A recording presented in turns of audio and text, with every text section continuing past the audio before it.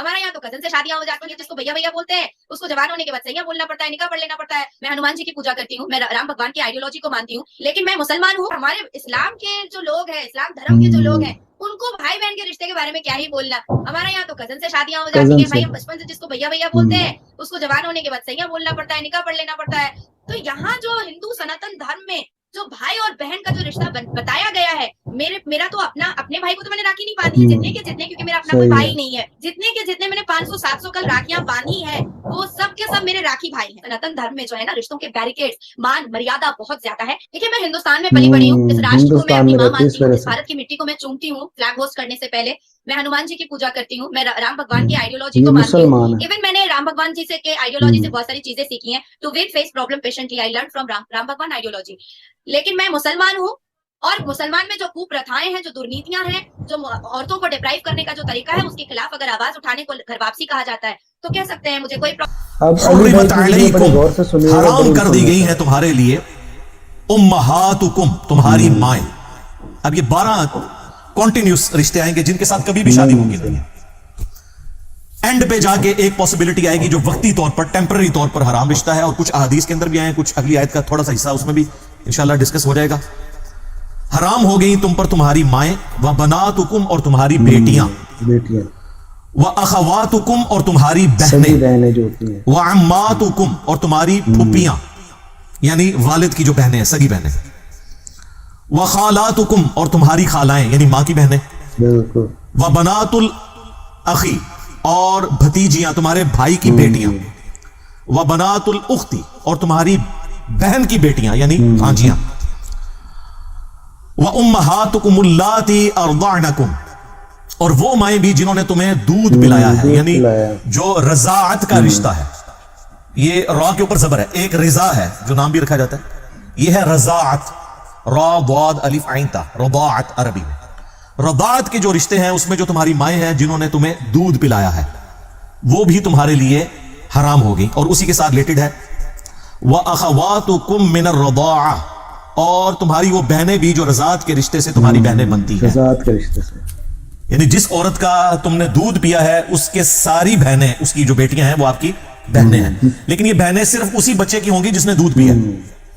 ये नहीं है कि उसके जो अपने बहन भाई हैं वो भी उसके साथ महरम वाला मामला हो जाएगा, नहीं, उनका रिश्ता हो सकता है, सिर्फ उस एक बच्चे का रिश्ता नहीं हो सकता जिसने उस औरत का दूध पिया। इसको कहते हैं रज़ाअत वाला रिश्ता। और इस कॉन्टेक्स्ट में सही बुखारी और सही मुस्लिम में मुत्तफ़क़ुन अलैह, दोनों में यह हदीस मौजूद है कि अल्लाह के महबूब सल्लल्लाहु अलैहि वसल्लम ने फरमाया कि जो रिश्ते नसब की वजह से, खूनी ताल्लुक की वजह से हुर्मत वाले हो जाते हैं, दूध पिलाने से भी वो सारे रिश्ते हुर्मत वाले हो जाते हैं। यानी जिस तरह नसब उस तरीके से हुर्मत बना देता है ना रिश्तों की, दूध भी बना देता है। लेकिन इसमें वो विरासत नहीं उनको जाएगी, ये विरासत के एतबार से तो वही सुलभी रिश्ता होगा, लेकिन हुर्मत के एतबार से दूध और खून के रिश्ते में कोई फर्क नहीं है। और सही मुस्लिम में एक और हदीस है कि 1 या 2 दफा दूध पिलाने से रज़ाअत का रिश्ता एस्टेब्लिश नहीं होता, बल्कि कम से कम 5 मरतबा दूध पिलाया है मुख्तलिफ औकात में, तो रज़ाअत का रिश्ता जो है वो एस्टेब्लिश होगा। वैसे हनफी तो कहते हैं 1 दफा भी पी लिया, गलती से भी पी लिया, हो गया। हमसे भी लोग मसले पूछ रहे होते हैं, बिल्कुल गलत है। सही मुस्लिम में वाज़ेह हदीस है कि कम से कम 5 दफा मुख्तलिफ औकात में। 1 दफा तो आसाती तौर पे भी हो सकता है, तो ये तो नहीं कि अब उसकी सजा औलाद को आगे मिले। 5 दफा मुख्तलिफ औकात में। अहले तशय्युह के यहां भी यही है कि 1-2 दफा से नहीं होगा, बल्कि नंबर ऑफ टाइम, और यानी इस तरीके से पिलाया जाए कि उसका पेट भर जाए। 5 मौके के ऊपर कम से कम सही मुस्लिम में हदीस मौजूद है।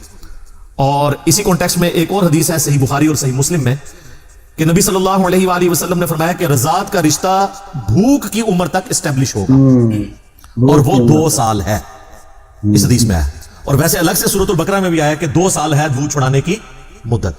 2 साल के बाद अगर कोई किसी का दूध पी लेता है बच्चा, 2.5 साल का बच्चा, या कोई बड़ी उम्र का नौजवान भी, ये बड़ी उम्र की रज़ाअत भी लोग पूछ रहे होते हैं ना, वो आपको पता है अरब के मुफ्तियों ने फतवा दिया था। जब उनसे पूछा गया कि जी हमारे ऑफिस में गैर महरम जो है वो मर्द काम करते हैं, तो उन्होंने ये फतवा जारी किया कि भाई आपके ऑफिस में जो औरतें हैं ना, वो इस तरह करें कि अपना दूध उनको पिला दे, तो वो उनके भाई बन जाएंगे। तो वो मतलब ये नहीं कि डायरेक्ट पिलाना, यानी वो किसी बर्तन में निकालें दूध को और वो पी लें 5 मौके के ऊपर, तो वो उनके भाई बन जाएंगे, तो मसला खत्म हो जाएगा। और अगर किसी का दूध नहीं है तो वो टीका लगवा ले, टीका लगवाने से भी दूध उतर आता है ना, उससे भी। तो हालांकि वो तो अब 2 साल की उम्र तो क्रॉस कर चुके हैं, 2 साल के बाद रज़ाअत का रिश्ता एस्टेब्लिश ही नहीं होता। और उनका भी क्या कसूर है, ये तो इमाम इब्न तैमिया का भी यही मौकिफ है تو وہ پرانے بزرگوں کو لے کے چل رہے ہیں. کاش انہوں نے یہ حدیث پڑھ لی ہوتی اور بخاری اور مسلم دونوں میں جو تھی کہ بھوک کی عمر تک, اور وہ نبی اسلام نے فرمایا کہ 2 سال تک, اس کے بعد رضاعت کا رشتہ اسٹیبلش نہیں ہوگا, اور سورۃ البقرہ میں بھی 2 سال آئے. تو یہ میں نے اس کو ساتھ اس لیے کلیئر کر دیا تاکہ کسی کو کوئی اس میں پریشانی نہ ہو.